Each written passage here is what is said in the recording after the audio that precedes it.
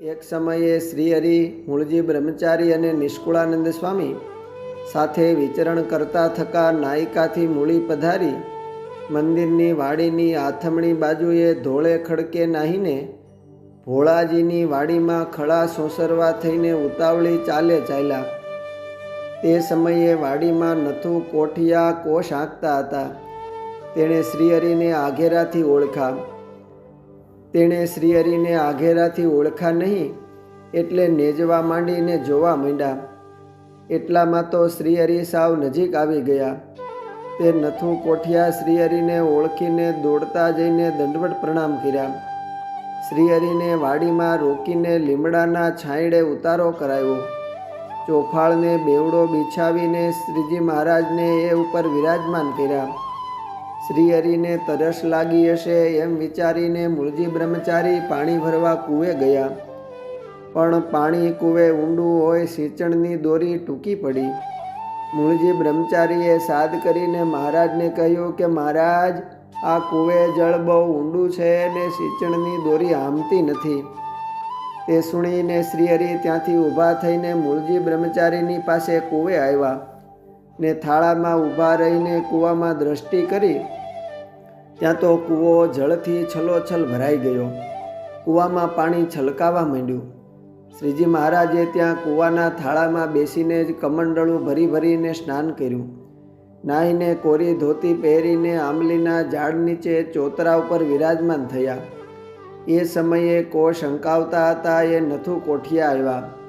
પરમાર માલજીભાઈ, ભારાજી, જશાભાઈ, પુરુષોત્તમ મહેતા વગેરે ગામમાં સમાચાર મળતા સૌ દોડી આવ્યા અને પ્રણામ કરીને સામે બેઠા. જમવાનું ટાણું થયું હોય તેઓ સાથે સીધું લાવ્યા હતા તે મૂળજી બ્રહ્મચારીને દીધું. આથી મૂળજી બ્રહ્મચારીએ રસોઈ કરવા માંડી. જેઠીજીની વાડીએથી શામા દલવાડીએ દોડતા જઈને રીંગણા લાવી આપ્યા. મૂળજી બ્રહ્મચારીએ લાકડાઓનો તાપ કરીને એના ભઠ્ઠામાં રીંગણા શેકીને ભડથું બનાવ્યું. થાળ તૈયાર થતાં ગંગાજળિયો કૂવો છે ત્યાં લીમડાના ઘેઘૂર છાંયડા તળે પાટલો ઢાળીને શ્રીહરિને જમવા બેસાડ્યા. બાજરીનો રોટલો, રીંગણાનો ઓળો ને મરચાંનું અથાણું, ગોળ ને દહીં છાશ પીરસીને શ્રીહરિને જમાડ્યા. જમીને ચળું કરીને જળ પીને ઉઠ્યા બાદ બ્રહ્મચારી અને નિષ્કુળાનંદ સ્વામી જમવા બેઠા. થાળની પ્રસાદી વધી એ નથુ કોઠિયાને શામા દલવાડીને આપી. એ વખતે ગંગાજળિયા કૂવાના લીમડા પાસે ગુલાબનો બગીચો હતો. ત્યાંથી ફૂલ ઉતારી લાવીને નિષ્કુળાનંદ સ્વામીએ સુગંધી ગુલાબનો હાર બનાવીને શ્રીહરિને કંઠમાં ધરાવ્યો. એ બગીચામાંથી ગુલાબ, ગુલદાવદી, હજારી વગેરેના સરસ ફૂલોની સુગંધ આવતી જોઈને શ્રીહરિ રાજી થયા. તે જગ્યાએ ત્યાં જ રોકાયા અને સાંજે ત્યાં જ પોઢ્યા અને રાત ત્યાં રહ્યા. સવારે ઉઠીને નિત્યકર્મ પરવારીને સૌને બોલાવીને કહ્યું છે, આ જગ્યા બહુ સરસ છે ને મંદિર બનાવવા જેવી જગ્યા છે, તો આપણે અહીં જ મંદિર બનાવીશું. એમ કહીને ત્યાંથી સૌને દર્શનદાન આપીને મૂળજી બ્રહ્મચારી અને નિષ્કુળાનંદ સ્વામી સાથે સોરઠ તરફ શ્રીહરિ ચાલ્યા. અસ્તુ. જય સ્વામિનારાયણ. એક સમયે શ્રીહરિ કચ્છમાં ભુજ તરફ જતા હતા. રસ્તે ચાલતા સંગાથમાં ઘણા સંતો હરિભક્તો હતા ને સાથે વઢવાણના વિપ્ર હરિભક્ત દેવકૃષ્ણ ઉપાધ્યાય પણ હતા. રણમાં ચાલતા દેવકૃષ્ણને બહુ તરસ લાગી ને આકુળ વ્યાકુળ થઈ ગયા. એમણે શ્રીહરિને હાથ જોડીને કહ્યું, જે મહારાજ, તરસ ઘણી લાગી છે. હવે પાણી પીધા વગર આગળ રસ્તે ચલાય એવું લાગતું નથી. તે સુણીને શ્રીહરિ બોલ્યા, જે દેવકૃષ્ણ, આ રહ્યું પાણી, તે ખોવો ભરીને પીવો. ત્યારે વિપ્ર દેવકૃષ્ણએ પાણી પીધું તો ખારું ઝેર જેવું લાગ્યું. તેથી મહારાજને કહે, જે મહારાજ, આ પાણી તો ખારું ઝેર જેવું છે, તે આ પાણી તો કેમ પીવાય? તે સાંભળીને શ્રીહરિ હસ્યા અને બોલ્યા, છે જુઓ ભૂદેવ, ગંગાજી ને જમનાજી સમુદ્ર ભેગી થાય છે. તે એની શેર જે ઠેકાણે આવે છે તે અહીં તો એની શેર હોય તેવું જણાતું નથી. થોડાક આઘેરાક આગળ ચાલો. પછી સૌ સાથે વિપ્ર દેવકૃષ્ણ પછી સૌ સાથે વિપ્ર દેવકૃષ્ણ 20-25 ડગલા આગળ ચાલ્યા. ત્યારે શ્રીહરિ વિપ્ર દેવકૃષ્ણને કહે, જે જુઓ જોઈએ, અહીં એ પાણીની શેરું આવી છે. ત્યારે ભૂદેવે નીચા નમીને અબખોરા ઉપર પાણીના ગાળણ માટે પોતાના અબોટિયાનું ગાળણ કરીને ભરીને પાણી પીધું તો ગંગાજળ જેવું મીઠું લાગ્યું. ત્યારે એણે શ્રીજી મહારાજને હાથ જોડીને કહ્યું, જે હે મહારાજ, આ પાણી તો ગંગાજળ જેવું બહુ જ મીઠું છે. ત્યારે મહારાજ કહે, અહીં એ શેર આવીને મળી છે, માટે અહીં સૌ ધરાઈને પાણી પીવો. પછી તે ભૂદેવે પાણી પીધું અને સૌ સંતો હરિભક્તોએ પણ પાણી પીધું અને શ્રીજી મહારાજને પણ લોટો ભરીને જળ ધરાવ્યું. સૌ ચાલતા થયા ત્યારે દેવકૃષ્ણે પાછળ રહીને ફરીને પાણી ચાખ્યું તો એવું જ ખારું ઝેર જેવું જ લાગ્યું. શ્રીહરિએ ભૂદેવને પાછળ ઊભા રહી ગયેલા જોઈને યાદ કર્યા, જે ભૂદેવ કેમ વાંસે રહ્યા છો? ત્યારે વિપ્ર દેવકૃષ્ણ કહે, જે અરે મહારાજ, હું તો પાણીના કોગળા કરવા સારું સંઘની વાંસે રહ્યો, પણ પાણી તો ફરીને ખારું ઝેર જેવું જ થઈ ગયું. ત્યારે મહારાજ હૈસાને બોલ્યા કે એ તો ગંગા જમનાની શેરું તો સ્થિર રહેતી નથી. શેરું તો આવીને ચાલી જાય છે ને સમુદ્રનું પાણી ખારું પરત આવી જાય છે. તેથી પાણી તો મીઠું ક્યાંથી રહે? એમ રસ્તે ચાલતા શ્રીહરિએ વિપ્ર દેવકૃષ્ણ ઉપાધ્યાયને એવો ચમત્કાર દેખાડીને પોતાના પુરુષોત્તમપણાનો પરિપક્વ નિશ્ચય કરાવ્યો. અસ્તુ. જય સ્વામિનારાયણ.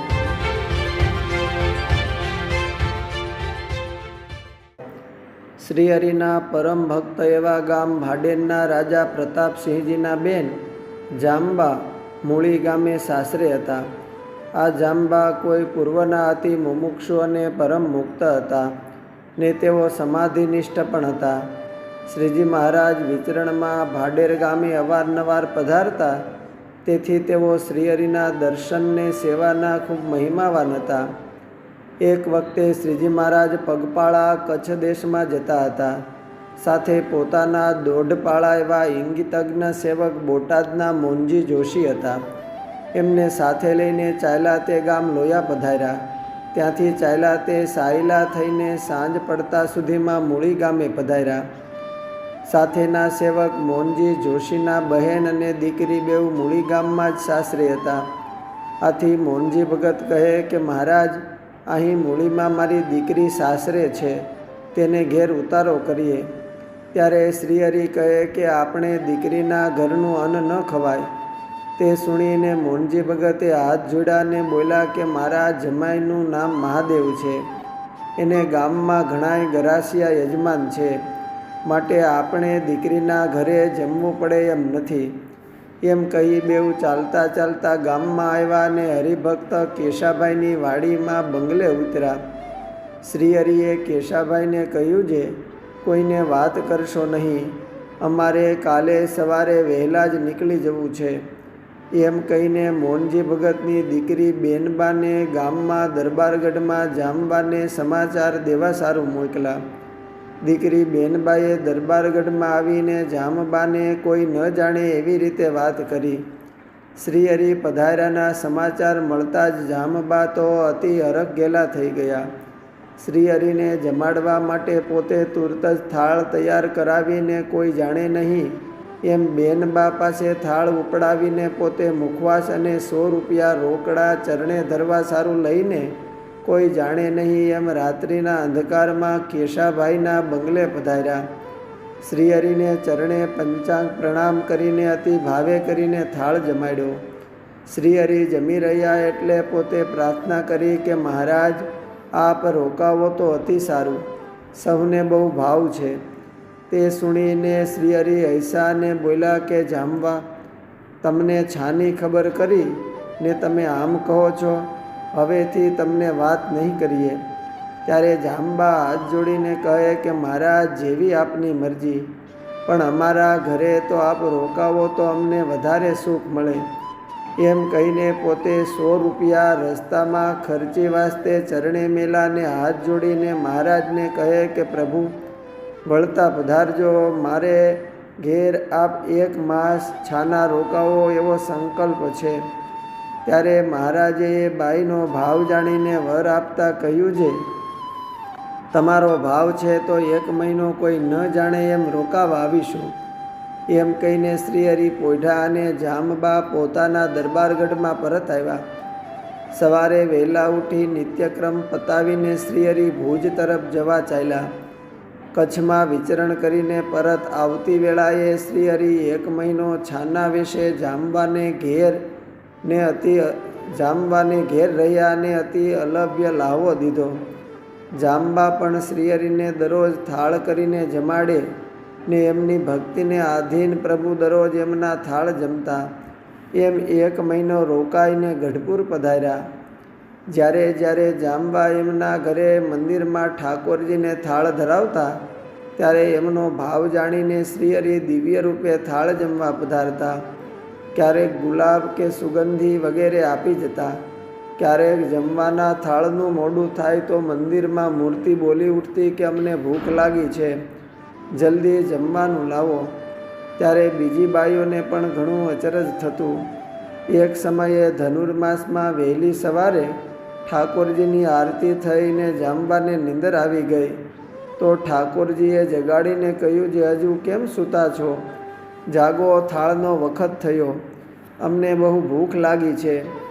એમ કહીને ઉઠાડીને થાળ કરાવીને જમ્યા અને સૌને પ્રસાદી આપી. એક સમયે ઉનાળાના સમયમાં ગામમાં બહુ કેરીઓ વેચાવા આવેલી. એ વખતે મૂર્તિમાંથી શ્રીહરિ બોલ્યા છે, ગામમાં આટલી બધી કેરીઓ વેચાવા આવી છે ને અમારા માટે કેમ લાવતા નથી? એમ કહીને મોટા નાળિયેર જેવા 10 ફળ બાઈને દીધા. જે ફળો જામબાએ સૌ બાઈઓને મંદિરમાં દીધા તે જોઈને સૌ ઘણું આશ્ચર્ય પામ્યા. આમ એમની પ્રેમલક્ષણા ભક્તિ જાણીને શ્રીહરિ એમને વશ હતા ને અવારનવાર એમને દર્શન પણ આપતા હતા. અસ્તુ. જય સ્વામિનારાયણ.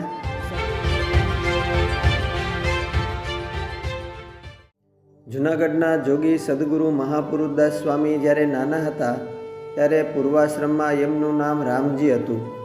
ભાયાવદરમાં ખેડૂ ભાગ્યા સાથે વાડીએ શેરડીનું રખોપું કરવા માટે રાત્રિએ જતા. એક દિવસે ભાયાવદર ગામમાં ભવાયા રમવા આવેલા. તેથી ભાગીદાર ખેડૂત રામજીને કહે કે રામજી, આજે તો ગામમાં ભવાયા રમે છે તો ચાલ આપણે જોવા જઈએ. ત્યારે રામજી કહે, ભાઈ તમારે ભવાઈ જોવા જવું હોય તો જાઓ, હું તો નહીં આવું. ત્યારે તે કહે, મારે તો જવું જ છે, હું તો જઉં છું, તમે વાડીનું ધ્યાન રાખજો.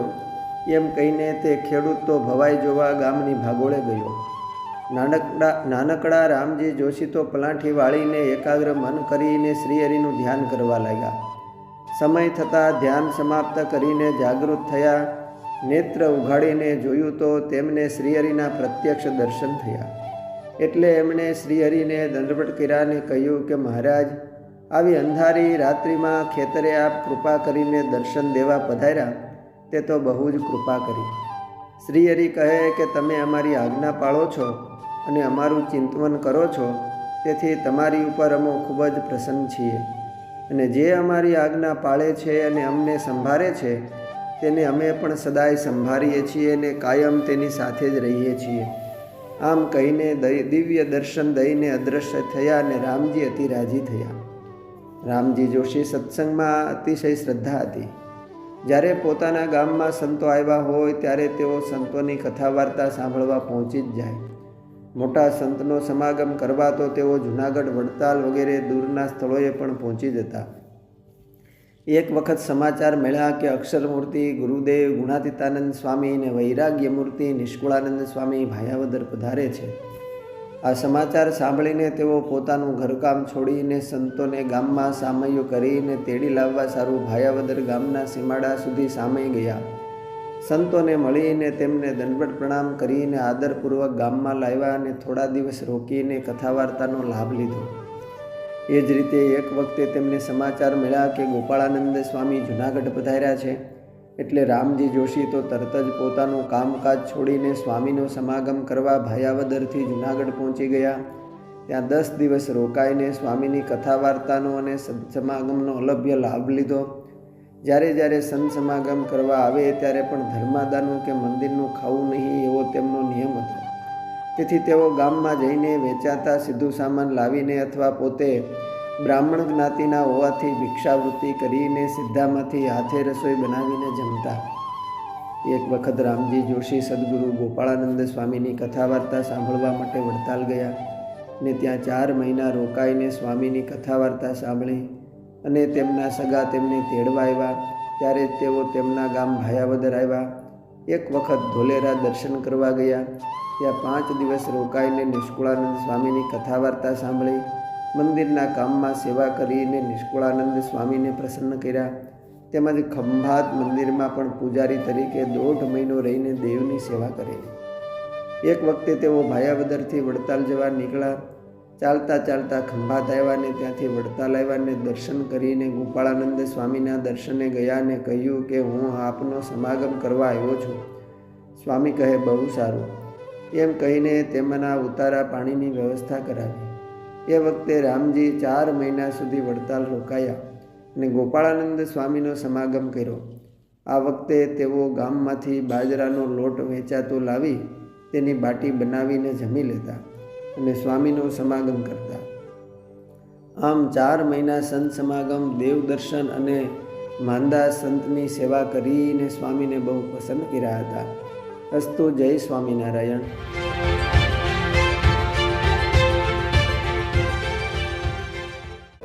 વિક્રમ સંવત 1884ના વૈશાખ માસમાં જૂનાગઢ મંદિરમાં શ્રી હરિએ દેવોની મૂર્તિ પ્રતિષ્ઠા કરી ત્યારથી જૂનાગઢ મંદિરમાં બ્રહ્મચારી સંતો તેમજ પાર્ષદોનો નિત્ય વસવાટ થયો. શ્રી હરિએ મંદિરના દેવોની સેવા પૂજા બ્રહ્મચારી શ્રી આનંદાનંદ સ્વામીને સોંપી અને મંદિરના મહંત તરીકે અક્ષરમૂર્તિ સદગુરુ શ્રી ગુણાતીતાનંદ સ્વામીને નિયુક્ત કર્યા. ગુણાતીતાનંદ સ્વામી મંદિરનો કોઠાર, રસોડું, અનાજ, કરિયાણું કે ગૌશાળા વગેરેનું કાર્ય યોગ્ય સંતો ભક્તોને સોંપતા. મંદિર બહાર પૈસાની લેવડ દેવડ તથા બહારની ખરીદ વગેરે કાર્ય પાર્ષદ તથા હરિભક્તને સોંપતા અને મંદિરના દરેક કાર્યમાં સ્વામી પોતે દેખરેખ રાખતા અને માર્ગદર્શન પણ આપતા. મંદિરમાં હંમેશા 5 વખત કથા વાર્તાની આહલેખ થતી. ગુણાતીતાનંદ સ્વામી પોતે શ્રીહરિનો મહિમા તથા સર્વોપરીપણા તેમજ આજ્ઞા ઉપાસનાની વાતો કરીને અનેક મુમુક્ષુઓને એકાંતિક ભક્ત બનાવેલા. આ રીતે મંદિરનો દૈનિક વ્યવહાર ચાલતો, પરંતુ શ્રાવણ માસ, અધિક માસ તથા ખાસ વિશેષ પ્રસંગોમાં મંદિરમાં સંસ્કૃત ભાષાના શાસ્ત્રો, પુરાણોની કથા વંચાય તો તે સાંભળવાનો લાભ સર્વને મળે એવી સર્વની ઈચ્છા રહેતી. પરંતુ સંસ્કૃત શાસ્ત્રો વાંચીને સંભળાવે તેવા વિદ્વાન સંત એ વખતે મંદિરમાં કોઈ હતા નહીં. આથી ગુણાતીતાનંદ સ્વામીએ એક વખત શ્રીહરિને આ સારું વિનંતી કરી. સ્વામીની માગણી ધ્યાનમાં લઈને શ્રીહરિએ વિશુદ્ધાત્માનંદ સ્વામીને કહ્યું કે સ્વામી, આપ ગુણાતીતાનંદ સ્વામી સાથે જૂનાગઢ મંદિરમાં રહો અને ત્યાં સંત હરિભક્તોને સંસ્કૃત ભાષાના શાસ્ત્રો વાંચી સંભળાવો.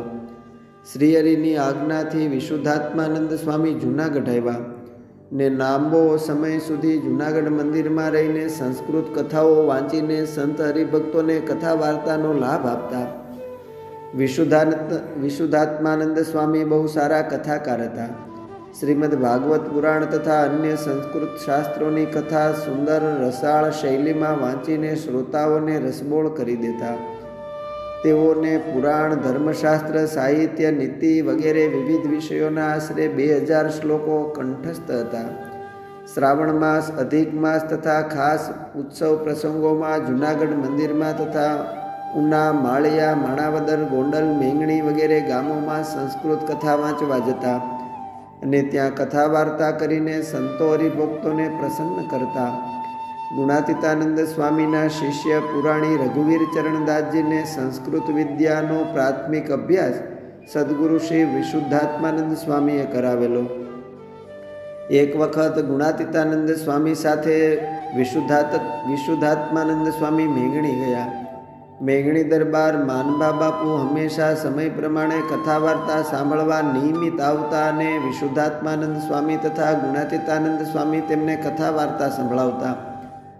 દરબાર માનભા બાપુને હોકો પીવાનું વ્યસન હતું અને આ વાત વિશુદ્ધાત્માનંદ સ્વામીને જાણમાં હતી. તેથી સ્વામી દરરોજ દરબારશ્રીને ઉદ્દેશીને વ્યસન નિષેધ સંબંધી વાતો કરતા અને સમજાવતા કે જે શ્રીહરિનો ખરેખરો સત્સંગી હોય તેને કોઈ પ્રકારનું વ્યસન હોય જ નહીં. હોકો, તમાકુ, અફીણ વગેરે વ્યસનો રાખે એ તો અજ્ઞાની કહેવાય. આમ ઉપદેશ વાર્તા કરીને સ્વામી વિશુદ્ધાત્માનંદજી હોકો વગેરે વ્યસનોનો નિષેધ કરતા. એક દિવસે ગુણાતીતાનંદ સ્વામીએ વિશુદ્ધાત્માનંદ સ્વામીને કહ્યું કે સ્વામી, આ દરબાર માનભાજી હમણાં જ સત્સંગી થયા છે, માટે તેમને રૂચે તે રીતે ધીરે ધીરે વ્યસન નિષેધ સંબંધી વાતો કરવી. બહુ આકરી વાતો કરશો તો તેને અનુકૂળતા નહીં આવે. આમ ગુણાતીતાનંદ સ્વામીની વાત સાંભળીને વિશુદ્ધાત્માનંદ સ્વામીએ કહ્યું કે સ્વામી, સાચી વાત કહ્યા વિના કેમ ચાલે? વ્યસન રાખે તે સત્સંગી કેમ કહેવાય? અને આપણી વાતો સાંભળીને તેમના વ્યસન ન છૂટે તો આપણે સાધુ શાના? આમ તેઓ બહુ સુરવીરતાપૂર્વક વાતો કરતા.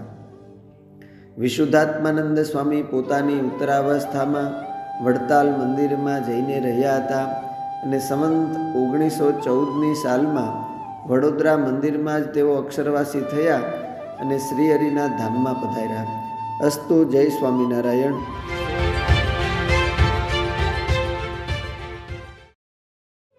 અતિશય દ્રઢભાવથી સત્સંગનો પક્ષ રાખનારા વેલાલના પરમ ભક્ત જયસિંહભાઈ હતા. સંત પાર્ષદો સહિત શ્રીહરિ મહેમદાવાદ ગયેલા તે સમયમાં તેઓને બાવાની જમાત સાથે મોટો સંઘર્ષ થયો. આવી વિપરીત વેળામાં જયસિંહભાઈએ શ્રીહરિને કહ્યું કે સંત પાર્ષદો સહિત આપ અમારે ગામ પધારો. અમારા દેહમાં પ્રાણ હશે ત્યાં સુધી અમારા ગામમાં તમને કોઈ પ્રકારે તકલીફ થશે નહીં. માટે હે પ્રભુ, આપ કૃપા કરીને અમારે ગામ પધારો. આમ જયસિંહભાઈની સુરવીરતા, ઉદાર ભાવના અને શ્રીહરિની પક્ષનિષ્ઠાની દ્રષ્ટ ભાવના જોઈને શ્રીહરિ વેલાલ પધાર્યા અને પટેલ જયસિંહભાઈની મેળીમાં જ ઉતર્યા અને ત્યાં રોકાયા. સંવત 1869ના ભયંકર દુષ્કાળ વર્ષમાં જયસિંહભાઈ વૃદ્ધ અને માંદા સંતોને પોતાના ગામમાં પોતાના ઘેર રાખીને સંતોની સેવા સમાગમ કરીને પ્રસન્નતા પ્રાપ્ત કરેલી. આ સિવાય જયસિંહભાઈ અને વેલાલ ગામના સત્સંગી બહેન ભાઈઓએ સત્સંગની વિવિધ સેવાઓ કરી. સંતો સહિત શ્રીહરિ અનેકવાર વેલાલ ગામે પધારતા. ગામના સત્સંગી બહેનોની સેવા પણ સત્સંગમાં ઘણી નોંધનીય છે. તેમાં જયસિંહભાઈના ધર્મપત્ની સુખબાઈ, બહેન વખતબા વગેરે સત્સંગી બહેનોએ વિવિધ પ્રકારે ખૂબ સેવા કરેલી. જયસિંહભાઈના પિતાશ્રીનું નામ રઘુનાથ દાસ હતું. તેનો સમગ્ર પરિવાર સત્સંગ પરાયણ હતો. જયસિંહભાઈ અને વખતબા બંને સગા ભાઈ બહેન હતા.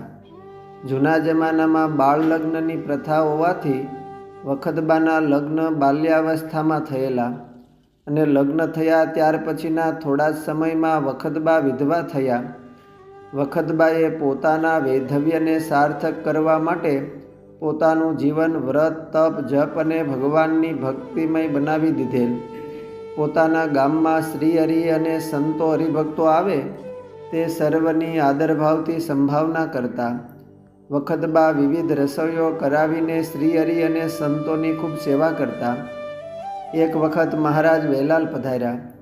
જયસિંહભાઈની મેળી ઉપર ઉતરેલા. રઘુનાથદાસ પટેલ પાસે બેઠેલા. તેને ઉદ્દેશીને શ્રીહરિએ કહ્યું કે રઘુ બાપા, ભોજનને કેટલી વાર છે? ભૂખ બહુ લાગી છે. તેણે કહ્યું કે મહારાજ, ભોજનને તો વાર છે, પરંતુ પાકેલી કેરીઓના ટોપલા 4 ભરેલા છે. તે કેરીઓ આપ જમો અને સંતોને પ્રસાદી આપો, ત્યાં ભોજન તૈયાર થઈ જશે. શ્રીહરિ કહે કે લાવો કેરીઓ, સંતોને આપીએ. એમ કહીને શ્રીહરિ ટોપલામાંથી કેરીઓ આપવા લાગ્યા. સંતો સત્સંગીઓ બધાને કેરીઓ આપી છતાં કેરીઓ ખૂટી નહીં. તે જોઈને રઘુનાથદાસ પટેલ કહે કે મહારાજ, આ કેરીઓ કેમ ખૂટતી નથી? ત્યારે ભક્તવત્સલ શ્રી હરિ હસતા હસતા કહે, એ તો વખતબાના તપના પ્રભાવથી કેરીઓ ખૂટતી નથી. વળી એક વખત વહેલાલ પધાર્યા હતા. તત્કાળ ચાલવા તૈયાર થયા. હરિભક્તો કહે, કાલે જમીને જજો. શ્રી હરિ કહે, સવારમાં વહેલા નીકળશું, જમવા રોકાશું નહીં. એમ કહી સૌ પોઢ્યા. એ વખતે વખતબાઈએ શ્રી હરિના વસ્ત્રો સંતાડી દીધા. સવારે ઉઠીને ચાલવા તૈયાર થયા, પરંતુ વસ્ત્રો મળ્યા નહીં. તે શ્રી હરિ કહે કે વખતબાઈએ વસ્ત્રો સંતાડી દીધા છે, તે જેમાં વિના જવા દેશે નહીં. એમ કહીને વખતબાને કહ્યું કે તમે ભોજન કરાવો અને જમીને જ અમે જશું અને અમારા વસ્ત્રો લાવો. વખતબાએ વસ્ત્રો આપીને ક્ષમાયાચના કરી અને જયસંગભાઈની સેવાથી પ્રસન્ન થયેલા શ્રી હરિએ વખતબા અને જયસંગભાઈને અને એમના પિતા રઘુનાથદાસભાઈને એમની મેળી માઢ નીચેથી જે કોઈ સ્વામિનારાયણ સ્વામિનારાયણ એમ મહામંત્રનું સ્મરણ કરતા પસાર થશે, એમને અંતકાળે જમનું તેડું નહીં આવે એવો અભય વર દીધો. ખોખરા મેમદાવાદમાં સંઘર્ષ થયો એ સમયે મનુષ્ય ચરિત્ર કરતા શ્રી હરિ એકલા જ વેલાલ ગયા. તે સમયે જયસંગભાઈ વગેરે કોઈ પુરુષો હાજર હતા નહીં, પરંતુ વખતબા અને અન્ય બહેનો અચાનક એકલા શ્રીહરિને આવ્યા. તે જોઈને આશ્ચર્ય પામ્યા અને કહ્યું કે મહારાજ, આપ એકાએક ને એકલા કેમ? તે સમયે ભયભીત હોય એવું મનુષ્ય ચરિત્ર કરતા શ્રીહરિ કહે કે વખતભાઈ, જયસંગભાઈ ક્યાં છે? અમને પકડવા અને મારવા બાવાઓની જમાત આવે છે, તેથી ભાગીને અહીં આવ્યા છીએ. વખતબા કહે, મહારાજ, જયસિંહભાઈ વગેરે સૌ તો લૌકિક કામે બહાર ગામ ગયા છે. મહારાજ, જો કાંઈ એવું થશે તો અમે બાવાની જમાતનો સામનો કરીશું. એ વખતે વખતબાએ શ્રીહરિને ઉતારો કરાવ્યો, ઘોડાને બાંધીને જોગાણ દેવરાવ્યું અને બાવાઓની જમાત પણ આવી. એ સમયે વખતબા તથા અન્ય બહેનોએ ગોફણોમાં પાણા ગોઠવીને તથા અન્ય હથિયારો લઈને બાવાનો સામનો કરવા તૈયાર થયેલ. એટલામાં તો જયસિંહભાઈ વગેરે સૌ પરત આવી પહોંચ્યા અને તેણે તીર કામઠાને હથિયારો લઈને બાવાની જમાતનો સામનો કર્યો. એ સમયમાં વખતબાની હિંમત શૂરવીરતા જોઈને શ્રીહરિએ તેમની ખૂબ પ્રશંસા કરેલી. અસ્તુ. જય સ્વામિનારાયણ.